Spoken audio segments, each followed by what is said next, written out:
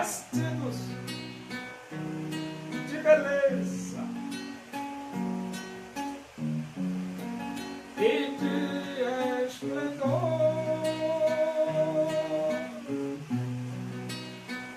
Receberão um corpo glorioso, a semelhança do corpo do Senhor.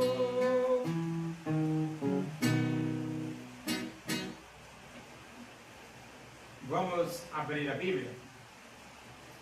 Primeira Epístola de Paulo a Timóteo, capítulo 6.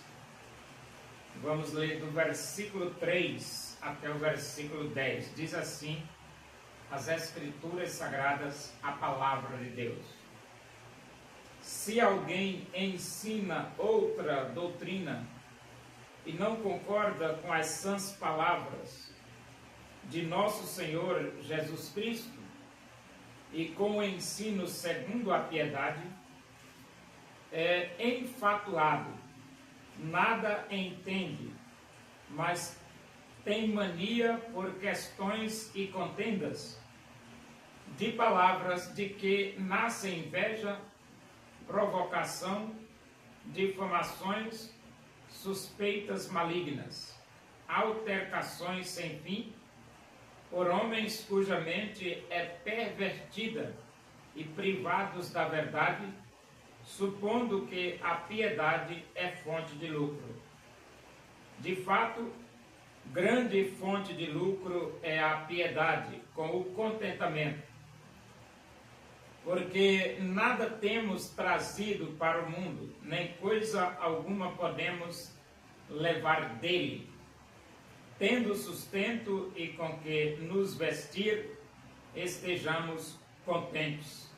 Ora, os que querem ficar ricos caem em tentação e cilada, e em muitas concupiscências insensatas e perniciosas, as quais afogam os homens na ruína e perdição.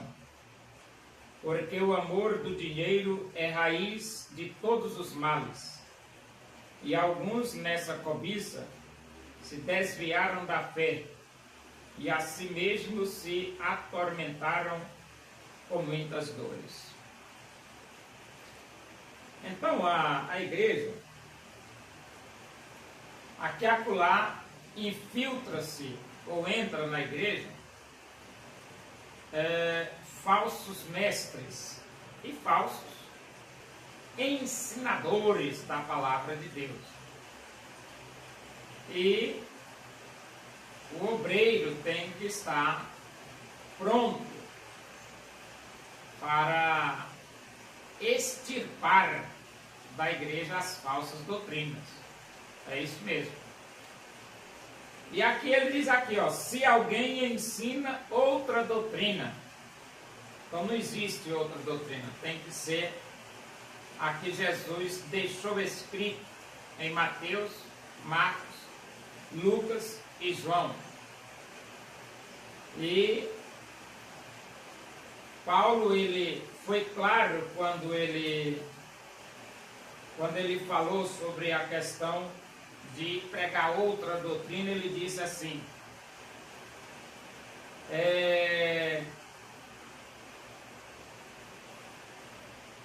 admira-me que estejais passando tão depressa da graça daquele que vos chamou na graça de Cristo para outro evangelho, o qual não é outro, senão que há alguns que vos perturbam e querem perverter o evangelho de Cristo.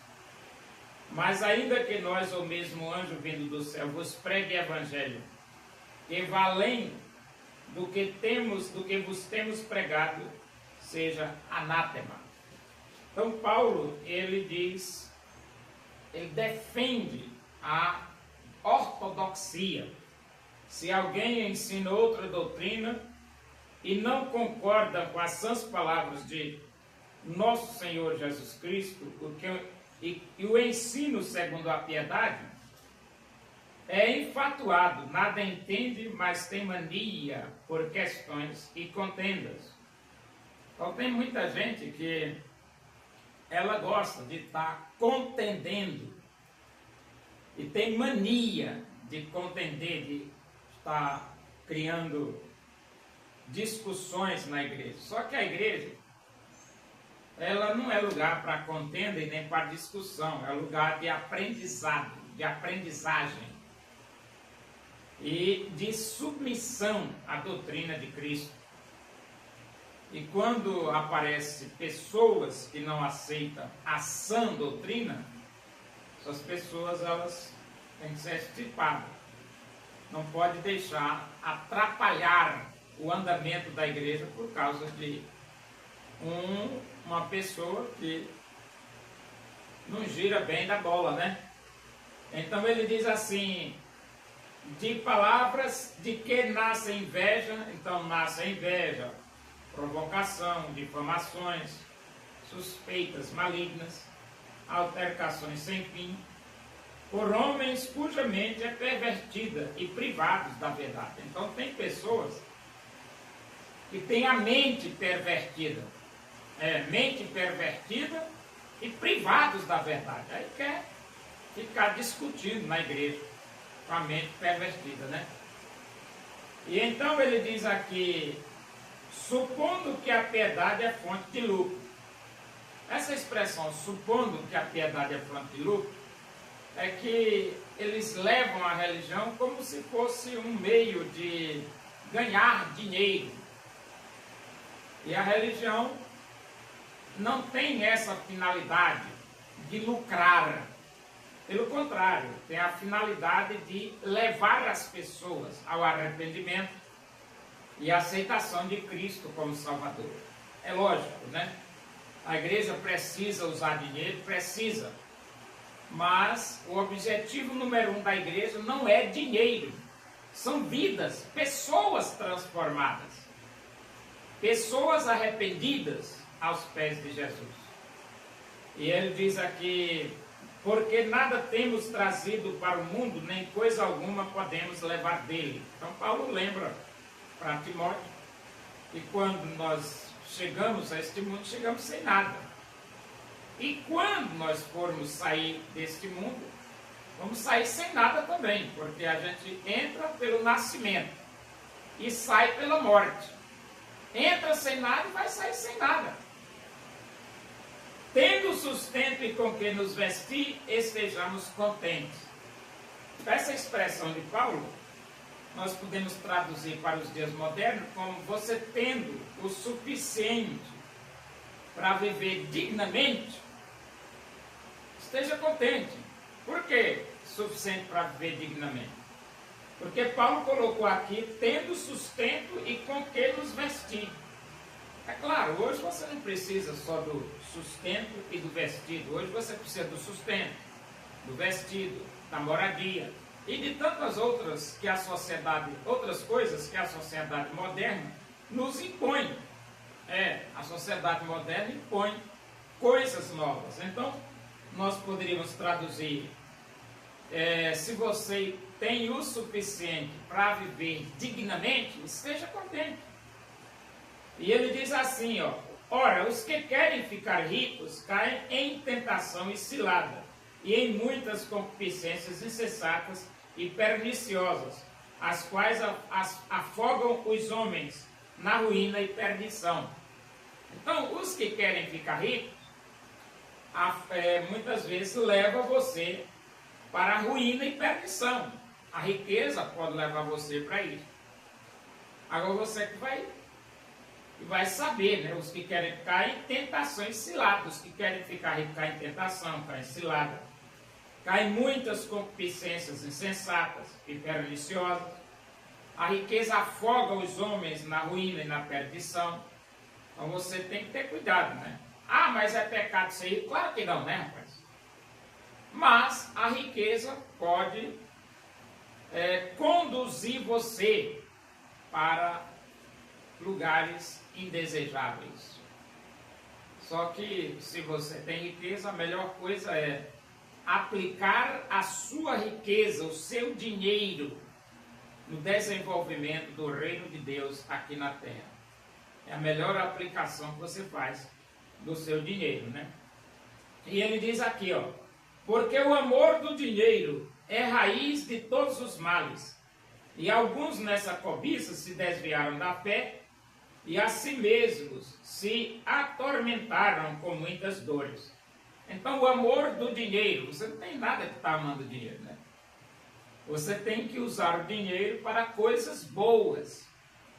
E uma coisa excelente para você usar o dinheiro é exatamente você aplicar na obra de Deus.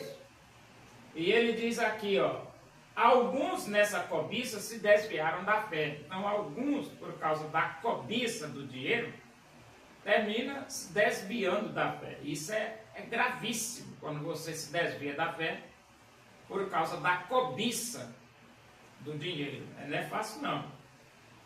E se atormentaram com muitas dores. Então, tem gente que sofre de graça, né? Fica na ganância de ser rico e termina se atormentando com muitas dores. Se você é rico, seja sábio, aplique a sua riqueza na obra de Deus.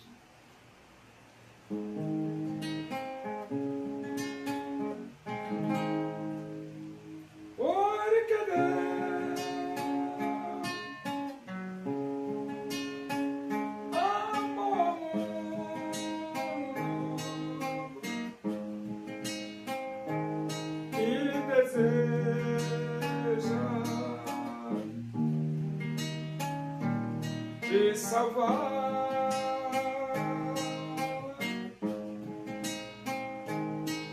seu filho mora na cruz, simplesmente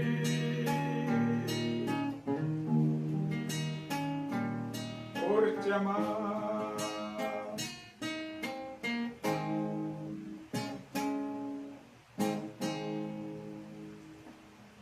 Oremos, agradecemos a Deus por esse momento na tua presença e pelo amor de Deus, a graça do nosso Senhor Jesus Cristo, a comunhão e a consolação do Espírito de Deus seja com todos nós aqui e com todo o teu povo em toda a face da terra, hoje e para sempre. Amém.